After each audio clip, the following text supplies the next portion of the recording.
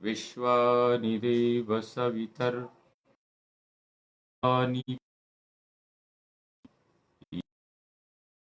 तन्न आसुवो।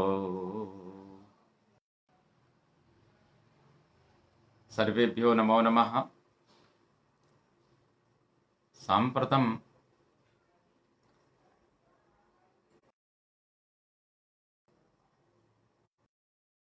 प्रशिक्षणकार्यक्रमे अजन्त पुल्लिङ्गप्रकरणे अस्माकं चर्चा सत्रम् आरभ्यते। तत्र भवतां सर्वेषां हार्दम् अभिनन्दनम्। इदानीं पर्यन्तम् अस्माकं हरिशब्दस्य रूपाणि जातानि, तथैव कव्यादयः कवि आदि कविप्रभृति शब्दानां रूपाणि अपि भविष्यन्ति। तत्र अस्माकं सूत्रमिदानीम् आगच्छति अनङ् सौ। अनङ् सौ। इदानीम् अस्माकं सखी शब्दम् आगच्छति। सखी शब्दं कथं तत्र अस्माकं ज्ञातव्यं। तो सखी शब्दः तत्र रूपाणि चलन्ति सखा सखायौ सखायः। मूलमस्ति, प्रातिपदिकमस्ति सखी। तो विभक्तीनां यथा अस्माकं संस्कारे प्रयोगः अपि वैज्ञानिकः प्रयोगः। यतोहि जन्मतः तथा उक्तं न, जन्मना जायते शूद्रः। तो कर्मणा एव अस्माकं प्रसिद्धिः, तत्र अस्माकं योगदानं भवति, अस्माकं दायित्वनिर्धारणं भवति। तदनुगुणमेव प्रातिपदिकं तु सर्वमेव भवति। प्रातिपदिकं सर्वं समानं, परं यदा विभक्तीनां प्रयोगः विभक्त्या सह योजनं भवति, तदा तस्य पदस्य निर्धारणं भवति। यदस्य पदस्य प्रयोगः कुत्र भवेत्, कथं भवेत्, कुत्र न भवेत् इति सर्वं सिद्ध्यति। यथा अस्माकमपि तथा अस्ति न, वयं पठामः, दायित्वं जायते, विधायां भवति। यथा कश्चन वकीलः भवति,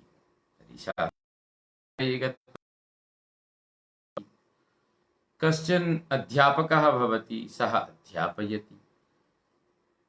कश्चन बैंक मध्ये तदनुगुणं कार्यं करोति। तथैव अत्र प्रातिपदिकशब्दानां व्यवहारः कथं तत्र तेषां कुत्र उपयोगः इति विभक्तिप्रयोगेण सह यदा तत्र पदत्वं जायते, तत्रापि पदं भवति दायित्वं। यस्मात् प्रातिपदिकात् पञ्चमी भवति, पञ्चमी विवक्षायां विभक्तयः तत्र भवन्ति, तदनुगुणं सः शब्दः पञ्चमी विभक्तौ एव यत्र तस्याः विभक्तेः उपयोगः तत्रैव तत्पदस्य पञ्चम्यन्तपदस्य प्रयोगः भविष्यति। अतः सामान्यतया प्रातिपदिकं किं, सखी शब्दं, तत्र रूपं किं साधनीयं, सखा। आगच्छामः, अत्र वयं सूत्रम् आगच्छति अनङ् सौ। सूत्रमस्ति अनङ् सौ। तो अनङ् इति प्रथमान्तं पदं, सौ इति सप्तम्यन्तं। तर्हि सखी शब्दं पूर्वमस्ति, प्रातिपदिकं किं, सखी। ततः किं भविष्यति, प्रातिपदिक संज्ञा अर्थवद धातुर प्रत्यय प्रातिपदिकम् इति सूत्रेण प्रातिपदिक संज्ञायां सत्यां तत्र किं करणीयम् अस्माभिः? तत्र प्रातिपदिक संज्ञा अनन्तरं प्रातिपदिक संज्ञायाः फलं किं? तो सौभ्यां भ्यस् ङसिभ्यां भ्यस् ङसोसां ञोसुप् इति सूत्रेण प्रथमा एकवचन विवक्षायां सुविभक्तौ तो सखीसु इति अस्ति। अनन्तरम् अनुबन्धलोपे कृते उपदेशे जनुनासिक इत् इति सूत्रेण सु इत्यत्र यः उकारः सः अच् अस्ति, तस्य उपदेशे जनुनासिक इत् इति सूत्रेण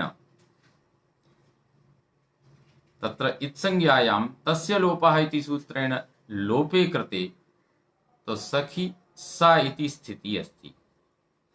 सूत्रमागच्छति अनङ् सौ। किमस्ति सूत्रम्? अनङ् सौ।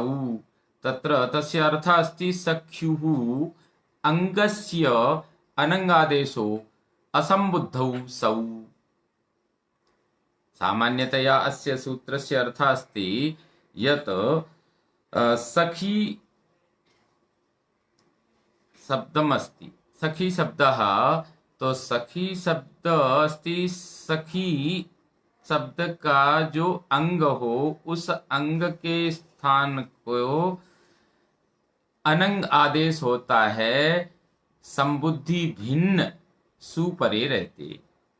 सामान्यतया संबुद्धि भिन्नम यह या विभक्ति ही यस्य संबुद्धि संज्ञा न भवति न स्यात् अस्ति, तो तत्र किं भवति? सुस्थाने सुपरतः संबुद्धि भिन्न सुपरतः सखी शब्दस्य तो अंग संज्ञा यस्मात् प्रत्यय विधिस्तदादि प्रत्ययंगम, यह प्रत्ययः यस्मात् क्रियते तो तदादि सर्वं प्रत्ययंगम तत्सर्वम् अंग संज्ञकं भवति।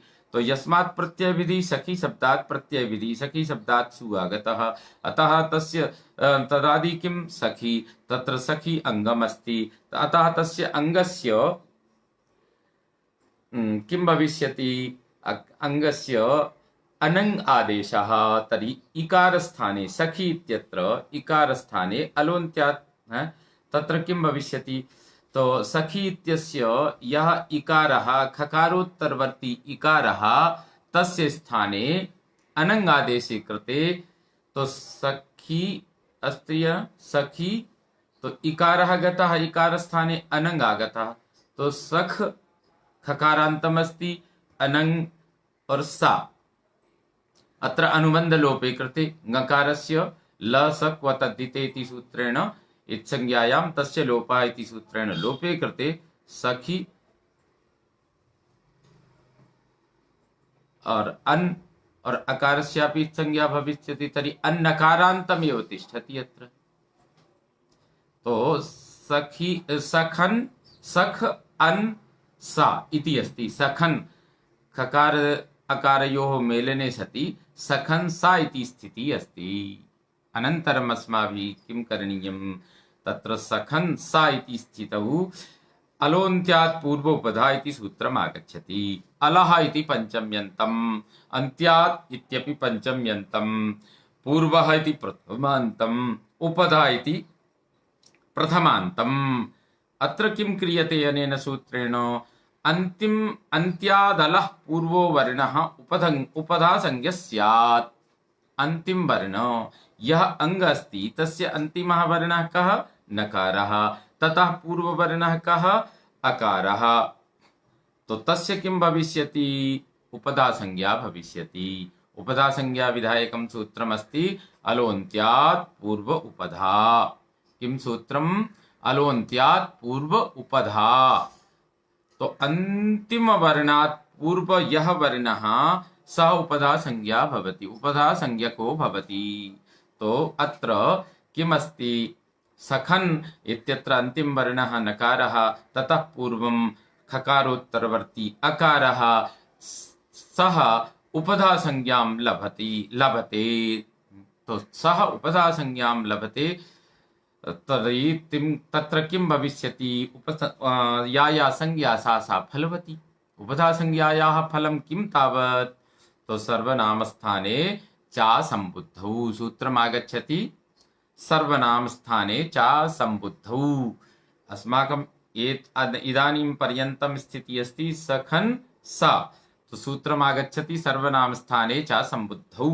सर्वनामस्थाने इति सप्तम्यन्तं, च इति अव्ययपदम्, न सम्बुद्धि असम्बुद्धि तस्याम् असम्बुद्धौ इति सप्तम्यन्तम्। तो सम्बुद्धि भिन्नम् अत्रापि एवम् आगच्छति। नान्तस्य उपधाया दीर्घो असम्बुद्धौ सर्वनामस्थाने नकारान्तं। तो नान्तं यत् पदं तस्य उपधा वर्णः यः। तो उपधा संज्ञकं यद् उपधा संज्ञको यः वर्णः तस्य वर्णस्य स्थाने दीर्घादेशः। परं कदा? सम्बुद्धि भिन्नं यदा सर्वनाम स्थान संज्ञकम्, और सम्बुद्धि भिन्नं सर्वनाम स्थान संज्ञकम् यदा विभक्तिः भवति तदा तत्र उपधायाः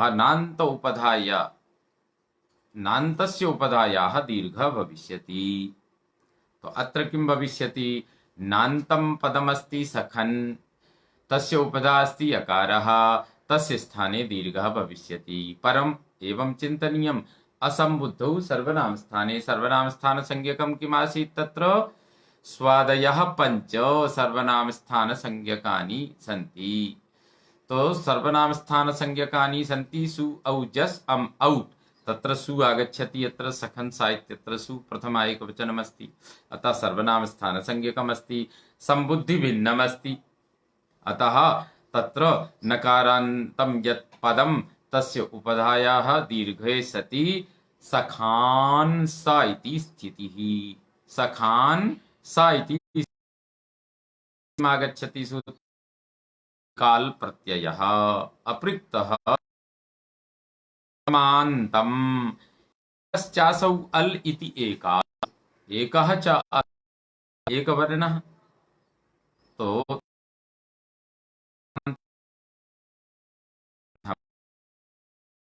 अर्थः भवति प्रत्ययो यः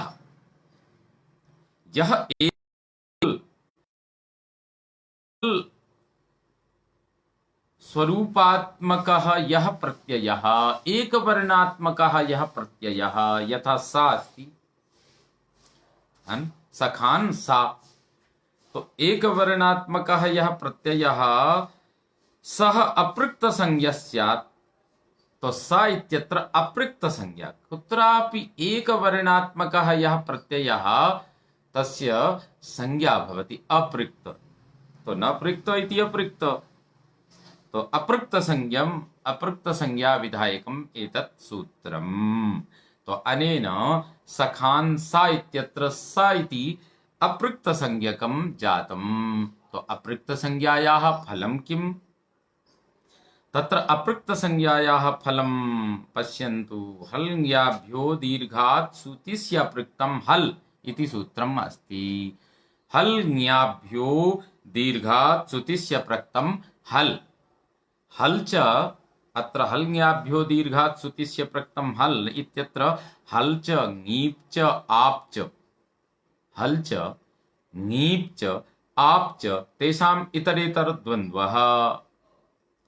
हल्ङ्यापः तत्र किं भविष्यति? हल् च ङीप् च आप् च इति हल्ङ्यापः। तेभ्यो हल्ङ्याभ्यो तो अत्र तेभ्यो हल्ङ्याभ्यः। तो हल् च ङीप् च आप् च तेषाम् इतरेतरद्वन्द्वः। तत्र हल्ङ्यापः तेभ्यः हल्ङ्याभ्यः दीर्घात् सुश्च तिश्च सिश्च इति समाहारद्वन्द्वः। सुतिशिनः अपृक्तं सुतिस्य पृक्तं हल्। अनेन प्रकारेण हल्ङ्याभ्यः इति पञ्चम्यन्तं, दीर्घात् इति पञ्चम्यन्तं और सुतिसि इति तो सुतिसीनः अपृक्तम् इति सुतिस्य पृक्तम् इति सुतिस्य पृक्तम् इत्यपि प्रथमान्तम् और हल इति प्रथमान्तम् अनेन प्रकारेण अनेकपदमिदं सूत्रम्। तो हल्ङ्याभ्यो दीर्घात् सुतिस्य प्रक्तं हल अस्य सूत्रस्य अर्थः अनेन प्रकारेण जातः हलन्तात् परम्। हलन्त से परे दीर्घौ यौ ज्ञापौ हलन्तात् परं दीर्घौ यौ ज्ञापौ तदन्ताच्च परं सूतिसी इत्येतद् अपृक्तं हल लुप्यते। हलन्त से परे जो दीर्घ ञ्यन्त और आबंत से परे उनसे हलन्तात् परम दीर्घौ यौ ज्ञापौ हलंत से परे जो दीर्घांत ज्ञंत और आवंत से परे जो सूतीसी के अपृक्त हल सूतीसी संबंधी जो अपृक्त हल तस्य लोपः भवति स हल लुप्यते। हल्ङ्याभ्यो दीर्घा स्तुतिस्य प्रक्तम हल। और अस्य अर्थः एवं अस्ति हलंत से तथा दीर्घ जो ङी और आप तदंत से पर सु उसकी जो अपृक्त संज्ञा हुई है वो सु ती सी का जो अपृक्त हल सु ती और सी अर्थात त्रिवादी में भी तत्रापि एवं भविष्यति। तो सूती सी संबंधी जो अपृक्त हल उसका लोप ये करता है। अनेन प्रकारेण हलंत से तथा दीर्घ जो नी और आप तदंत से परे जो सूती तथा सी के अपृक्त हल का लोप होता है। तो हलंत अत्र किमस्ति हलंतात् परम तो सखान सा अत्र चिन्त्यताम्। अत्र हलन्तम् अस्ति हल प्रत्याहारी वर्णः अस्ति नकारः तो सखान हलन्तम् अस्ति सखान। ततः किमस्ति सूती सी सु इत्यस्य सुसंबद्धम् अत्र अपृक्त हल अस्ति सुसंबद्ध अपृक्त हल अस्ति तत्र तस्य लोपः भवति। तो सखान सा इत्यत्र पूर्वमेव अस्य किमस्ति अपृक्त संज्ञा जाता सकारस्य अतः तस्य सकारस्य हल्ङ्याभ्यो दीर्घा सुतिस्य प्रक्तं हल इति सूत्रेण तस्य सुसंबद्ध सकारस्य लोपे कृते न लोप प्रातिपदिकान्तस्य इति सूत्रम् आगच्छति। न इति लुप्त षष्ठीकं लोपः इति प्रथमान्तम् और प्रातिपदिकम् इत्यपि तो न लोप प्रातिपदिकं न लोप प्रातिपदिकान्तस्य तो प्रातिपदिकान्तस्य इति षष्ठ्यन्तम्। तो अनेन प्रकारेण किमस्ति न लोपः और प्रातिपदिकान्तस्य अनेन प्रकारेण अस्य सूत्रस्य अर्थः जातः तत्र प्रातिपदिकसंज्ञकं यत् पदं तदन्तस्य नस्य लोपः। तो प्रातिपदिकं पदं प्रातिपदिक संज्ञकं पदम् अस्ति तो अत्र सखा लोपस्यात्। तो प्रातिपदिकं किं भविष्यति प्रातिपदिकं तो यतः प्रातिपदिक संज्ञा कृता ततः तो प्रातिपदिक संज्ञकं यत् पदं तो सखी शब्दस्य प्रातिपदिक संज्ञा कृता आसीत् सखी शब्दस्य प्रातिपदिकान्तात् परं यत् पदं तदन्तस्य नस्य लोपः। तो इदानीं सर्वं किं जातं तो पदं जातं सखान तो पदान्तस्य नस्य लोपः अनेन भविष्यति न लोप प्रातिपदिकान्तस्य इति सूत्रेण। अस्य सामान्यतया अयम् अर्थः एव अस्ति। तो न लोप इति प्रातिपदिक संज्ञक जो पद उसके अंत्य नकार का लोप होता है। तो प्रातिपदिकम प्रातिपदिकांतम यत् पदम तो पदम तो इदानीं सखान इति अस्ति तो यः तदन्तं यः वर्णः तस्य नस्य लोपः भवति अनेन सूत्रेण तत्र स्पष्टमेव अस्ति न लोपः प्रातिपदिकान्तस्य। प्रातिपदिकान्तं यत् पदं तदन्तस्य नस्य लोपः भवति। न लोपः, नकारस्य लोपः साक्षादेव क्रियते। अनेन प्रकारेण सखा इति रूपं सिद्ध्यति। सखा पूर्वम् सखी इत्यत्र सख्युरसम्बुद्धौ इति सूत्रेण तत्र पूर्वं प्रातिपदिकसंज्ञायां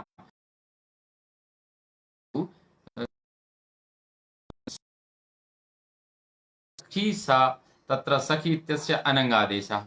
पुनः विचारयतु, अनङ्गादेशे कृते सखन्, कृते सखन् स, अत्र किं भवति, तत्र दीर्घे कृते सति सखान् सा इति भविष्यति। अपृक्तसंज्ञा उपरान्तं सकारस्य लोपे कृते अनन्तरं नकारस्य लोपे कृते सखा इति रूपं। सखा, सखायौ, सखायौ सख्युरसम्बुद्धौ इदं सूत्रम् आगच्छति। सख्युः इति पञ्चम्यन्तं, न सम्बुद्धिः तस्याम् असम्बुद्धौ, न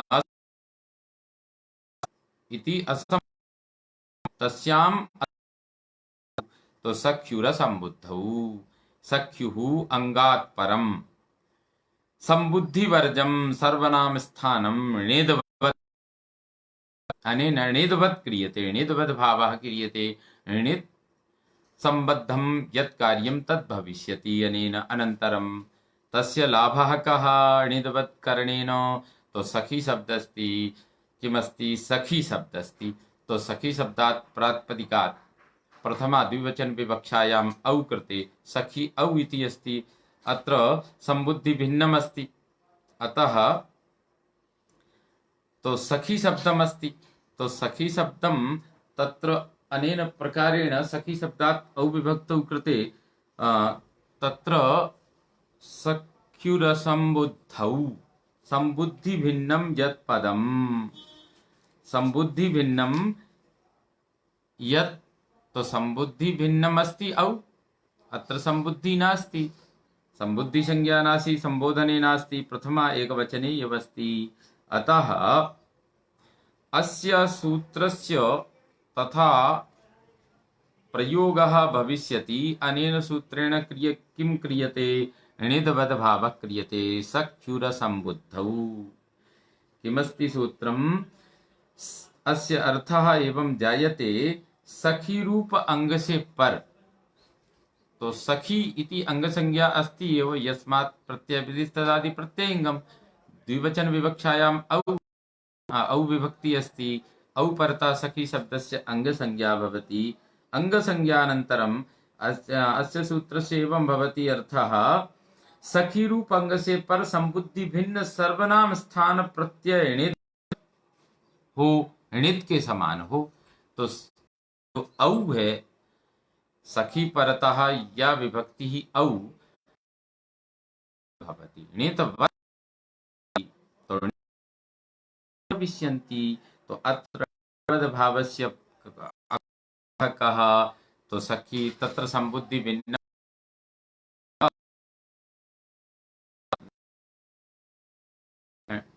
सखी शब्दस्य चिन्तनीयं सूत्रम् आगच्छति, अचोणिति। अचो, तो अत्र किमस्ति, अचः इति षष्ठ्यन्तम्। तो याच अणाच यणौ, यणौ तत् णित्, तो णौ इतौ यस्य तत् णित् यकारस्य, तो तस्मिन् णिति। तो यहाँ यत्र यकारस्य णकारस्य संज्ञा भवति तत्र किं भविष्यति, अचो णिति। तो अजन्तांगस्य वृद्धिः इति णिति च परतः, इत णित प्रत्यय परतः अजन्तांगस्य वृद्धिः भवति। अजन्त अंगम यत्, यद् अंगम अजन्तं, तत्र अजन्तभूतं, तस्य स्थाने वृद्धिः भवति। वृद्धि भवति एव स्वरे, प्रायः स्वरे एव भवति, स्वरस्य स्थाने वृद्धि भवति। यतोहि स्वराणामेव ह्रस्वत्वं दीर्घत्वं गुरुत्वं भवति। अतः तथा अत्र वृद्धिः अनेन क्रियते। तो सखी शब्दस्ति औ परतः अचो तत्र अत्र किं भवति, तत्र सख्युरसम्बुद्धौ इति सूत्रेण णिद्वद्भावे कृते तो औ इत्यत्र यद्यपि साक्षात् कुत्रापि णकारस्य लोपः न कृतः न आसीत्, परं तस्य कार्यं तस्य स्वरूपमिदानीं णिद्वत् अस्ति। तो णिद्वत् अस्ति तर्हि णित् मत्वा अत्र अचो णिति इति सूत्रेण, यतोहि णिति इति णिति प्रत्यये परतः अस्ति न णिति, णिति इत्यस्य अभिप्रायः अस्ति या च णा च यणौ और यस्य तत् णित् और तस्मिन् णिति। तो यकार प्रत्यय की संज्ञा, ऐसा कोई प्रत्यय णा की संज्ञा हुई हो, यकार की या णकार की संज्ञा हुई हो, ऐसा जो प्रत्यय उसके परे रहते उस आदि जो अच है उससे उसको वृद्धि करेंगे, तो अजंत अंग को वृद्धि करेंगे। तो सखी इत्यत्र किमस्ति, अजंतम अस्ति, कारांतम अस्ति। तो सखी औ अस्ति अत्र, तत्र अंग अस्ति सखी, तो अजंत अंगम अस्ति सखी, तस्य अंगस्य अजंत अंगस्य वृद्धिः भविष्यति। तो इकारस्य वृद्धि भवति चेत् किं भविष्यति, इकारस्य वृद्धौ कृतायां तत्र णिद्वद्भावत्वात् इकारस्य यदि वृद्धि तत्र वृद्धि भवति चेत् ऐ भविष्यति। किं भविष्यति, ऐ वृद्धित्वात्। तो सखी औ अस्ति, इदानीं किं जातं, वृद्धि कृते सति सखै औ ऐकारः कृतः तत्र। तो ततः परं किं भविष्यति, ऐकारे कृते सखै औ अस्ति, तत्र किम् आगच्छति, एचो अवयवः। एचो अवयवः इति सूत्रेण आय आदेशे कृते, तो सखाय यकारान्तं यान्तम् आदेशः अस्ति। अतः यकारात् परम् औ अस्ति, तो औ मेलनेन तत्र वर्णमेलनेन सखायौ इति रूपं सिद्ध्यति। तो सखायौ अत्र औ कथम् अस्ति पाणिनेः प्रक्रिया, अत्र औकारे यद्यपि अभीष्टमस्ति रूपम् अभीष्टमस्ति सखायौ, तस्य सिद्धिः कथं भवेत्, एतदेव भाषावैज्ञानिकं स्वरूपम्। अत्र किमस्ति, णित् कुत्रापि न श्रूयते, णित् विना यदि तत्र णित् न भवति चेत् अचो णिति इत्यनेन वृद्धि न भवति, वृद्धि न भवति चेत् सखायौ इति रूपसिद्धि न भवति। अतः स्पष्टतया सख्युरसम्बुद्धौ सम्बुद्धि भिन्नं यत् विभक्ति सम्बुद्धि भिन्नं विभक्ति परतः तत्र सखी शब्दात् सख्युः, सखी शब्द से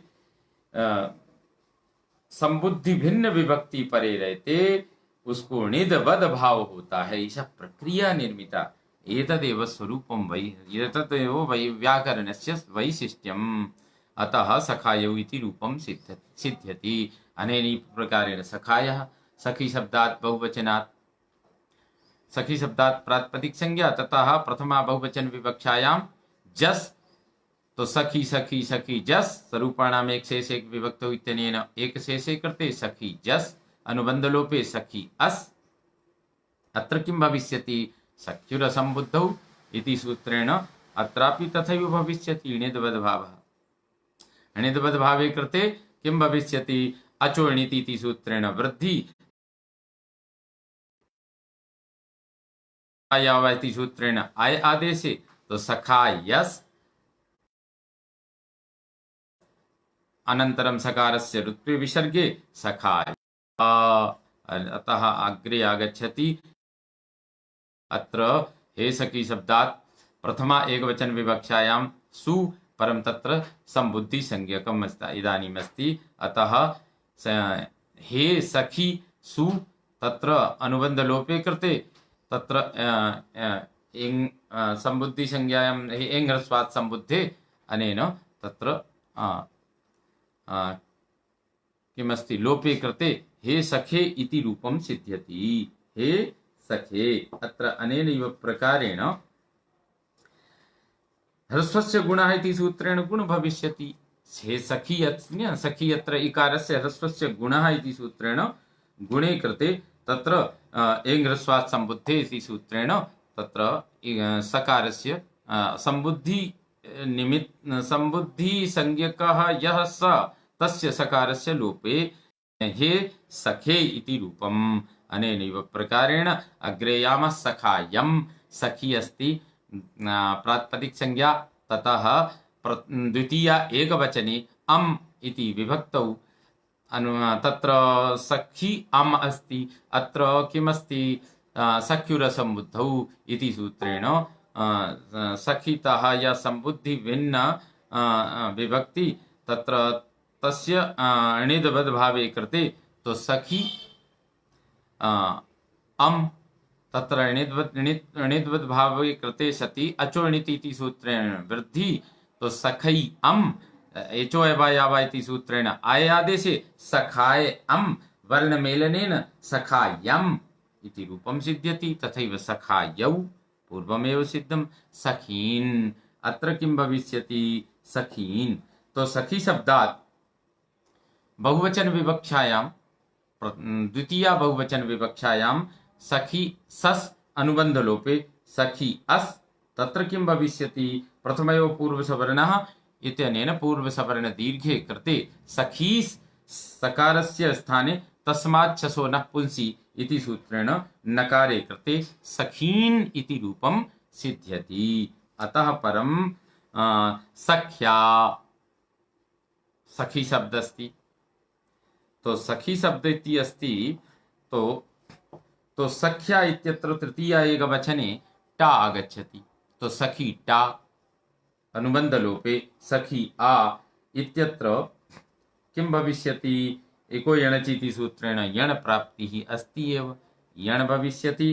तर्हि किं भविष्यति यण सूत्रे कृते सति यण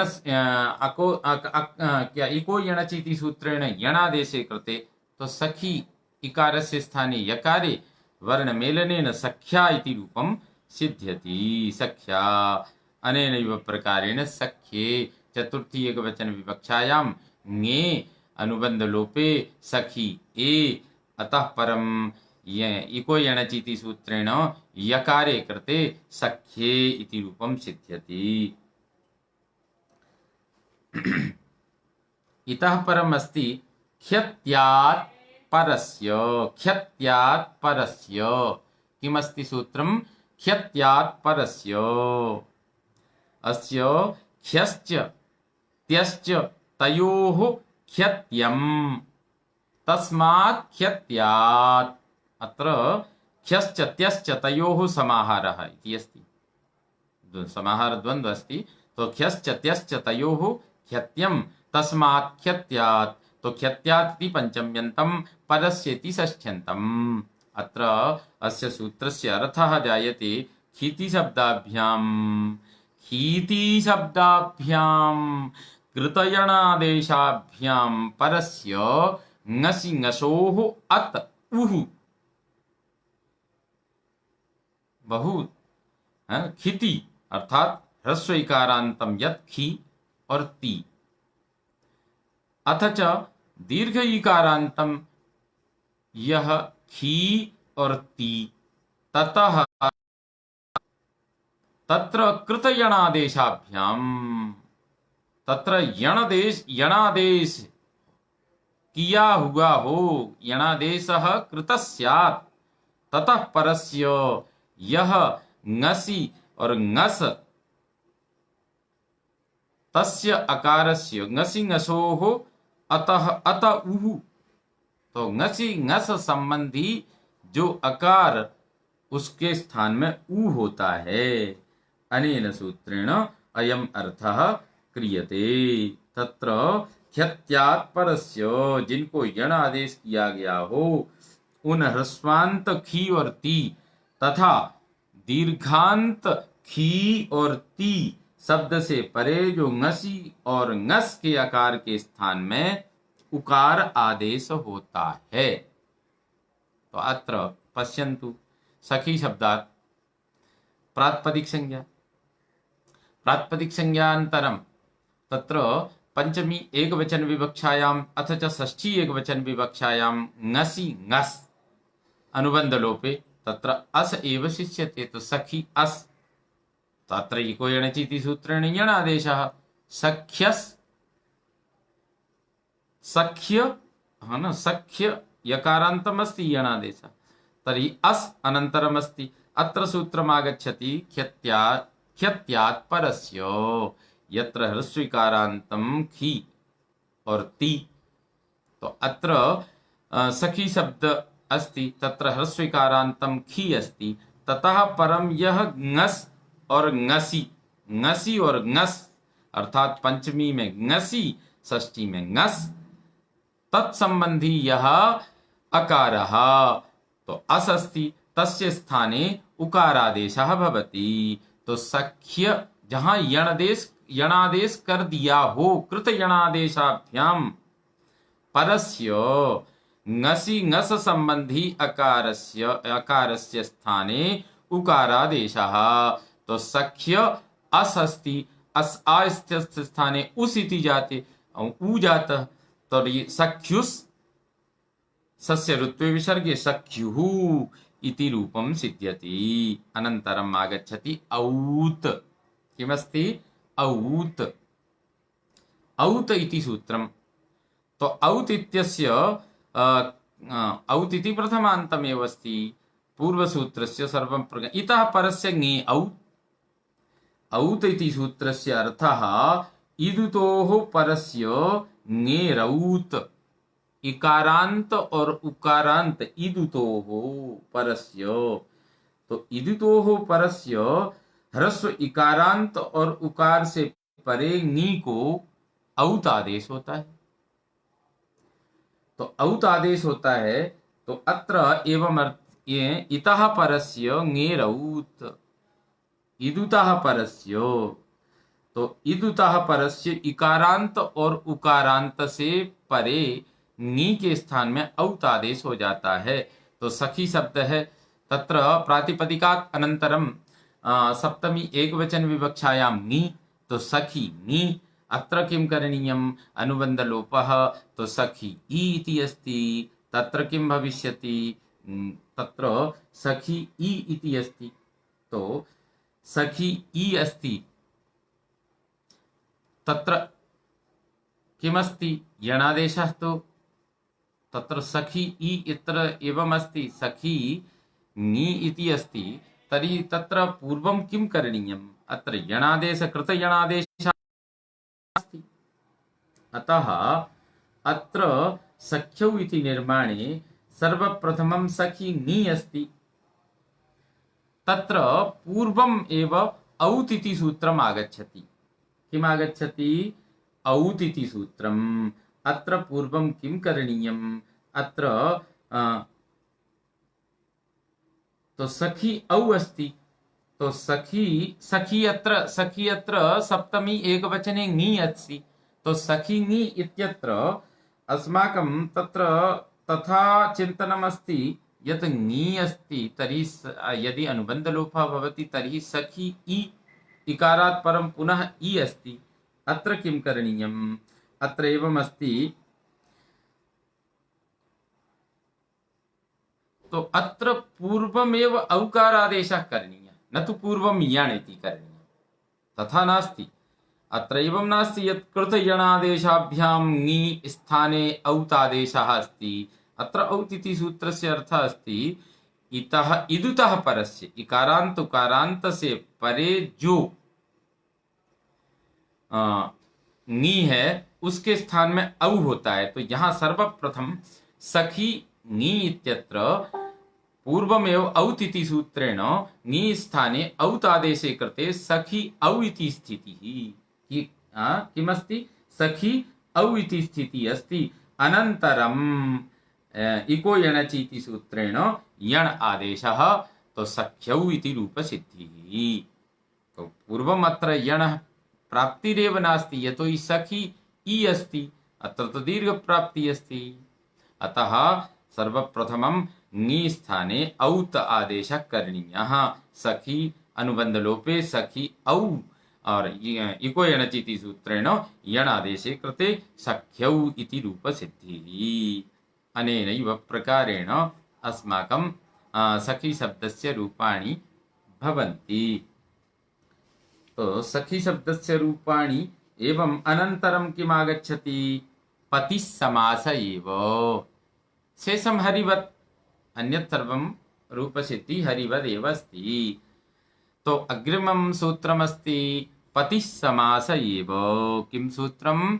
पतिः समास एव। पतिशब्दस्य यदि घी-संज्ञा भविष्यति चेत् समासे एव, सामान्यतया न भविष्यति। घी-संज्ञः पतिशब्दस्य समासे एव घी-संज्ञा भविष्यति।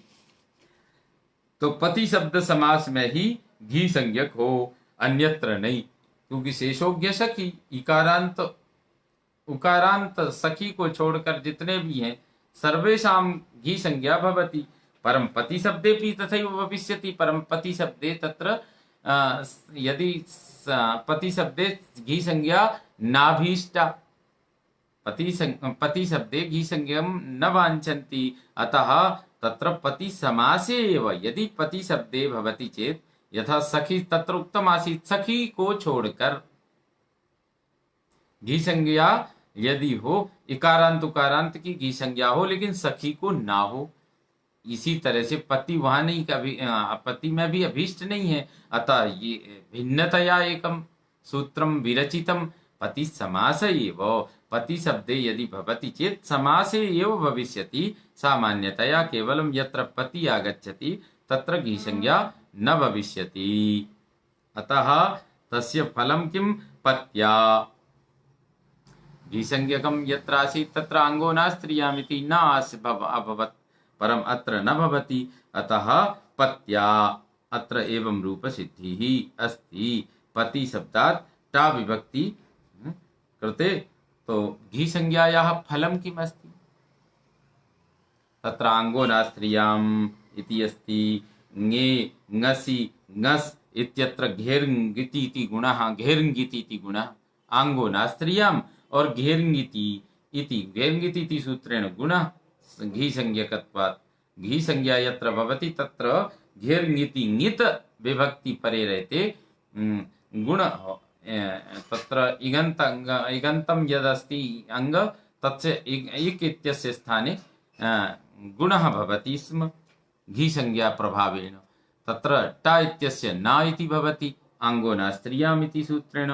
तथैव पति शब्दस्ति, यदि ट आगतं तो अत्र पति समासे एव अत्र घी संज्ञा न जाता, अतः आङ्गो नास्त्रियाम् इति सूत्रेण ट इति अनुबन्धलोपे कृते आ इति स्थाने न भवति चेत् पति न, तत्र पति आ, अगर अ स्थाने न भवति चेत् पति आ इको यणचि इति सूत्रेण यणि कृते यणादेशे कृते पत्या इति रूपं सिद्ध्यति। तथैव पत्युः अपि भविष्यति, घेर्ङिति गुणः न भविष्यति। अत्र किं भविष्यति? ओत् पत्युः अस्ति, पति शब्दात् प्रातिपदिक संज्ञा प्रथम पंचमी एकवचन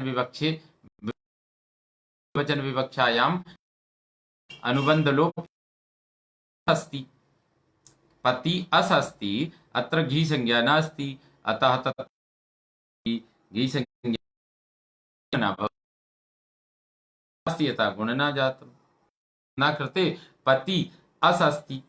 तो पति अस इति अस्ति न, तो अत्र किं सूत्रमस्ति? औत् औत् इति सूत्रमस्ति न, इदितोः परस्य ङे औत्।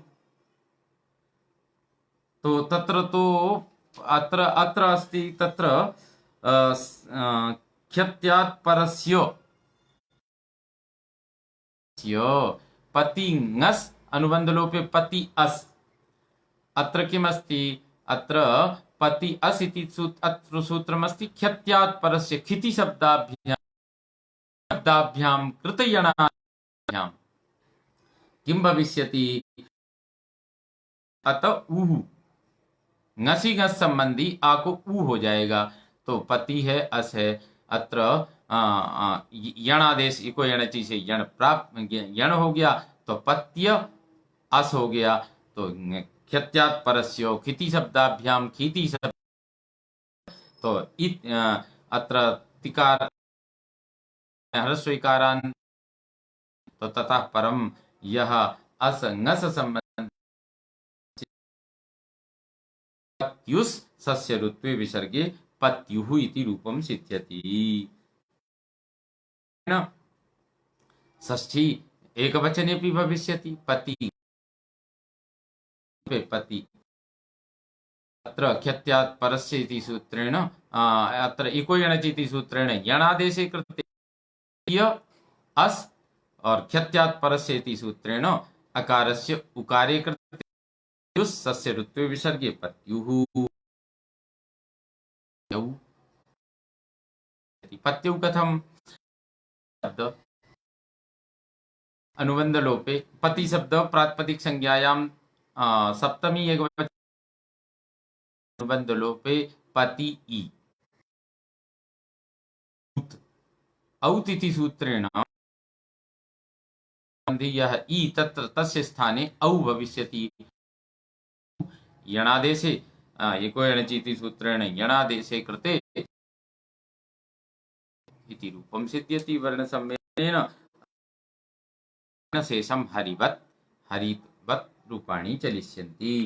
तथा च समासे तु भूपतये, समासे तो भूपतये एव भविष्यति। तो भूपति ही है ना, भूपतये, तो भूपति शब्दात् चतुर्थी एकवचने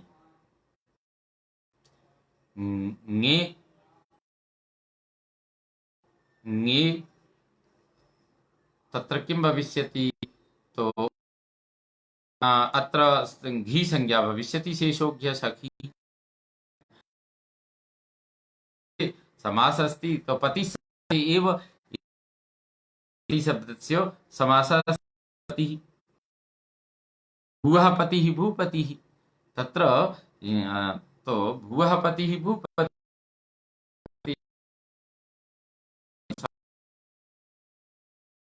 तत्र अत्र पतिः समास एव इति सूत्रेण घी संज्ञायां सत्यां ततः भूपति ङे अस्ति, तो घेर्ङेति इति सूत्रम् आगच्छति। घेर्ङेति घी परे रहते उसके अजंत अंग को गुण होता एति अभवत्। एचो अवायव इति सूत्रेण पतये हेतु भूपतये। कति शब्दो नित्यं बहुवचनान्तः, कति नित्यं बहुवचनान्तः, कति शब्द नित्य बहुवचन ही चलता है। इसके रूप, इसका प्रयोग कति शब्द नित्य बहुवचनांत है, अर्थात इसका प्रयोग भी बहुवचन में ही होगा, एक वचन और द्विवचन में नहीं होगा। किमस्ति बहुगणवतु डति संख्या, कति शब्द नित्यम बहुवचनांत, कति अर्थात कितने, स्वयं ही होगा। तो अत्र सूत्रम आगच्छति बहुगणवतु डति संख्या। ए अनेन सूत्रेण किं भवति? अत्र किं भवति? अनेन संख्या, एतत् सूत्रं संख्या विधाय संख्या संज्ञकं, संख्या संज्ञां करोति, संख्या संज्ञा विधायकं च वतुश्च डतिश्च इति बहुगणवतु डति। तो संख्यापि प्रथमान्तम्, अतः अस्य सूत्रस्य अर्थः जाता बहु और गण, अर्थात गण यानी समूह, और शब्द समूह शब्द, बहुगण वतु डति तथा वतु प्रत्ययांत, और डति प्रत्ययांत, वतु प्रत्ययांत यावत् तावत्, और डति प्रत्ययान्त कति शब्द और ये जो ना संख्या संज्ञक हों, इनकी संज्ञा बना दिया, इनकी संज्ञा संख्या संज्ञा कर दी। अनेन सूत्रेण संख्या संज्ञा येषां संख्या संज्ञा भवति, तो बहु इत्यस्य, गण इत्यस्य, और वतु प्रत्ययान्त, डति प्रत्ययान्त इत्यत्र चत्वारि स्थलेषु अनेन सूत्रेण संख्या संज्ञा विहिता। डति च, तो डति च, डति इति अव्ययपदम्, डत्यन्ता संख्या षट् संज्ञा। डति च इति सूत्रम् आगत्य कथयति, यदि डत्यन्ता संख्या षट् संज्ञा स्यात्, यदि डति हो षट् संज्ञा भी होगी, उनकी षट् संज्ञा भी करेगा ये। तो बहुगण शब्द वतु प्रत्ययान्त और इन सब की संख्या संज्ञा होती। कथयति यदि डति प्रत्ययान्ता ये शब्दाः तेषां वैशिष्ट्येन किं भविष्यति, तेषां वैशिष्ट्येन षट् संज्ञा भविष्यति, और षड्भ्यो लुक्।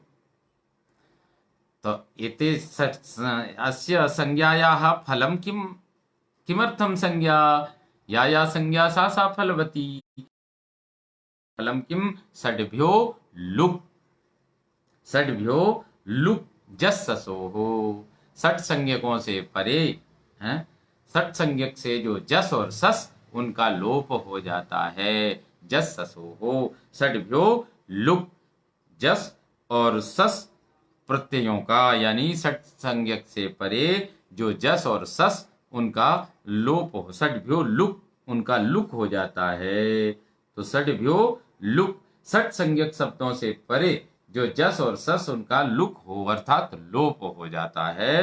अब यहाँ लोप की भी बात कितनी आती है, अब यहाँ भी अत्रापि ध्यानम देयम, प्रत्ययस्य लुक स्लु लुप, जो लुक स्लु और लुपः, तो प्रत्ययस्य इति षष्ठ्यन्तम, लुक च स्लुश्च और लुप च इति लुक स्लु लुपः, अत्र इतरे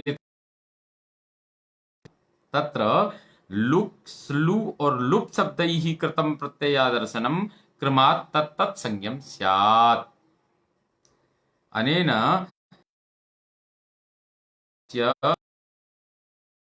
येन यथा लुक भवति चेत् लुक संज्ञा तत्र अस्ति, तत्र प्रत्ययस्य लुक स्लु लुपः, माने लुक स्लु और लुप शब्दों का उच्चारण कर किया हुआ प्रत्यय का आदर्शन क्रम से उसी लुक स्लु और लुप संज्ञा वाला हो। यत्र जस सस इत्यस्य हुआ है, नाम से दिया गया है, तो ये लुक है, इसको हम लुक संबंधी बात बताएंगे।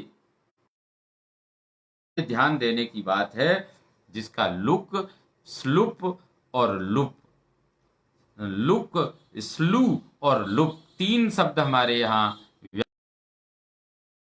व्याकरण शास्त्र विधि है, जो हम अभी तक अदर्शनम लोपा से लोप संज्ञा हुई, तस्य लोपा से लोप हुआ, यहाँ षड्भ्यो लुक से लुक हुआ, तो जस और सस का यहाँ लोप नहीं, हम इनको मानेंगे, क्योंकि जिसका लुक हुआ हो हम क्या करेंगे, हुआ हो उनकी क्या स्थिति रहे, तो इनको अलग पृथक पृथक तया एतेषां परिगणनम् अस्माभिः ध्यानेन करणीयम्। यतो हि पाणिनेः प्रक्रिया सर्वथा वैज्ञानिकी प्रक्रिया, कुत्रचित् व्यतिक्रमः न भवेत्, अतः तदर्थमपि यद्यपि अभ्यासस्य आवश्यकता भवति, तो प्रत्ययलोपे प्रत्ययलक्षणम् इति सूत्रमस्ति। किमस्ति सूत्रं? प्रत्ययलोपे प्रत्ययलक्षणम्।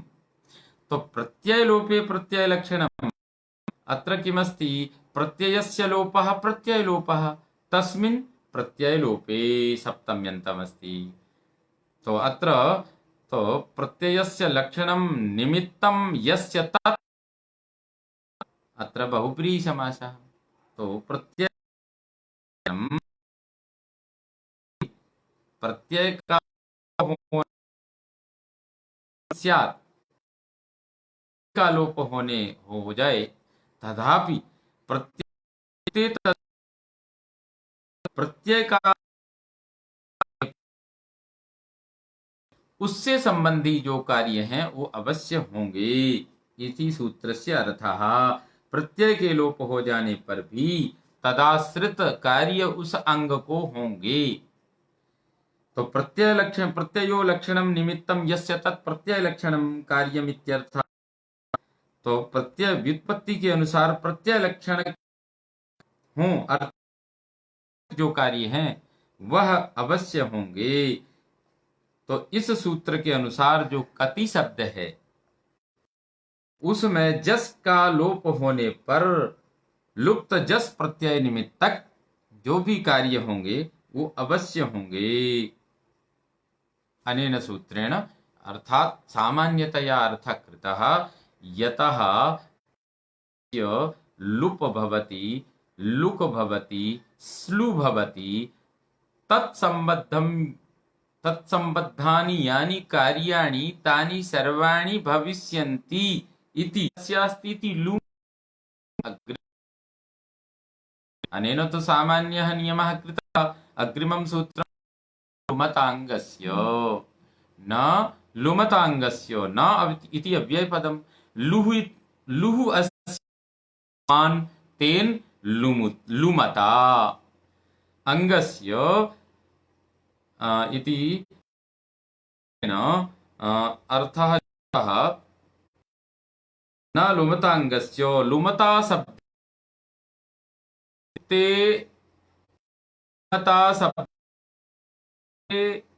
तन्निमित्तम् अंगकार्यं न स्यात्। लुमता शब्देन तो लु इत्यत्र किमस्ति लुक् स्लु और लुक्। लुमता शब्देन लुमान् अर्थात सर्व इत्यत्रापि लु, स्लु इत्यत्रापि लु, लुक् इत्यत्र लु अस्ति। तो इन शब्दों के से यदि प्रत्यय का लोप हुआ हो तो तक निमित्तमान कार्य अंग कार्य ना हो, तो तन्निमित्तक कार्य ना हो। सूत्रेण निषेधः कृतः। अनेन सूत्रेण यत् स्लु लोप लुप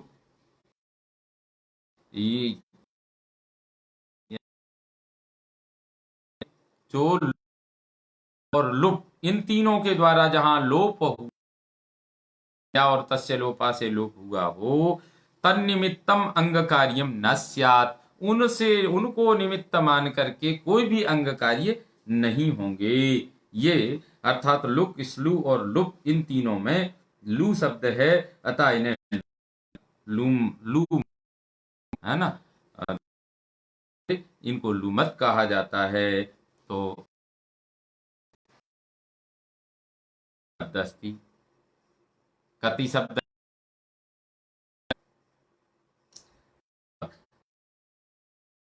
नित्यं बहुवचन, अतः अत्र किं भविष्यति जस निमित्तक गुण कार्यं प्राप्यते। अत्र कति शब्दात् बहुवचने जस आगच्छति, तो अत्र किं भविष्यति जसि च अत्र सर्वादीनि सर्वनामानि इत्यनेन सर्वनाम संज्ञायां सत्यां।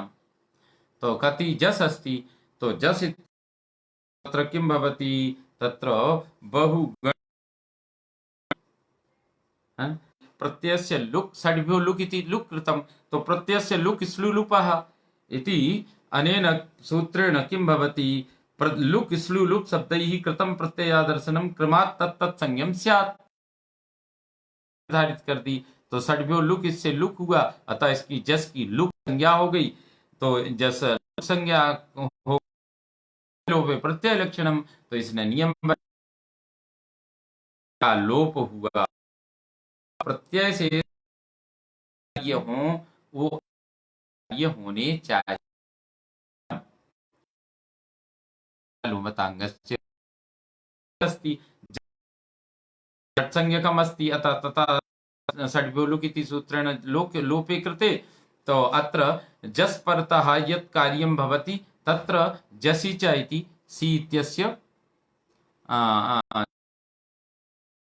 और तत्र किं तत्र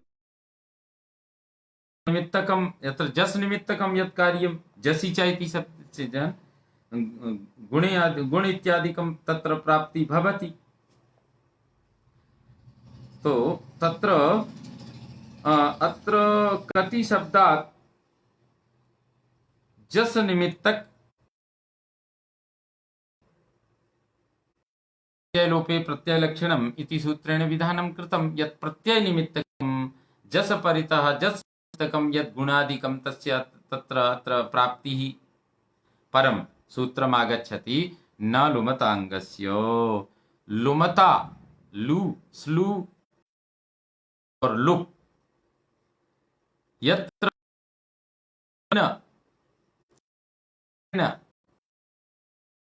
लुक कृते सति लुक नाम अदर्शनम स्लु इत्यत्र इति शब्देन अदर्शनम और लुप इति शब्देन अदर्शनम तत्र प्रत्यय निमित्तकानि यानि कार्याणि तत्र अंगे तानि कार्याणि न भविष्यन्ति कृते अत्र गुणादिकं किमपि